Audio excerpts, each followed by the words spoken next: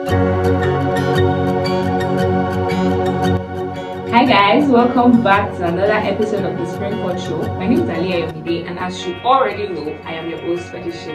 This time around, we're going to be doing something different. We have amazing persons with us who are going to be sharing their point of view on comparison, just like we did in our last episode.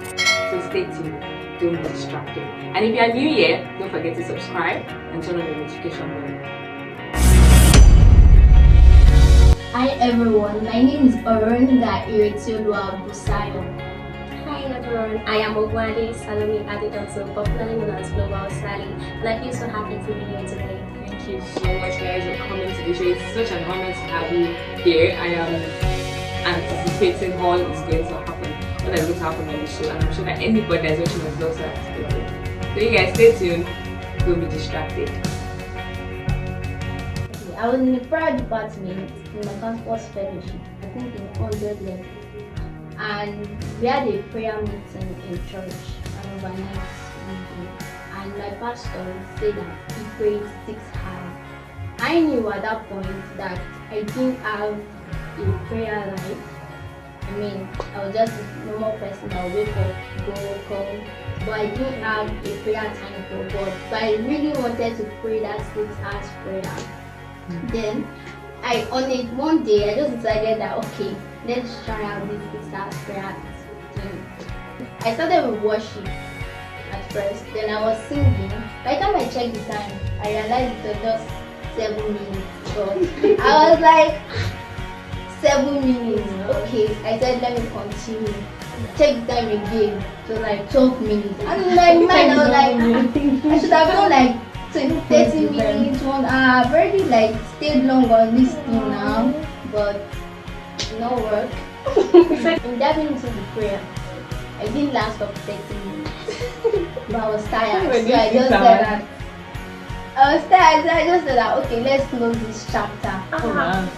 But I ended up praying 42 minutes, which made me realize that I didn't have the capacity at that time to pray that long. My comparison story is not like ours. It's not me comparing myself, but it's my parents comparing me to my friends. And that was a lot for me back then. It's not now. It happened when I was younger, when I was growing.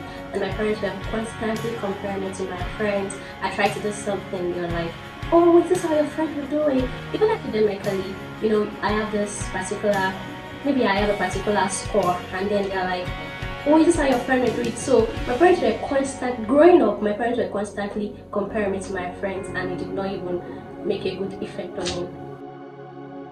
How did you come out of it? How would you encourage someone else in that situation? I had a conversation with a friend who just explained to me that my pastor had actually been gathering capacity from before now, and that was the reason why he was able to pray longer hours, 6 hours.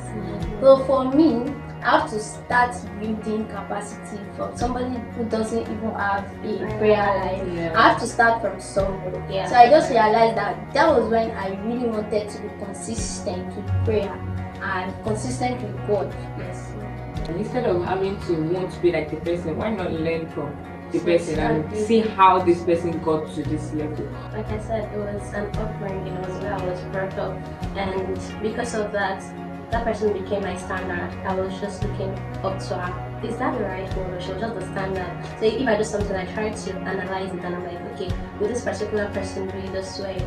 So for someone that is in this, it's for your parents. Because the fact that it's coming from my parents, it's a lot.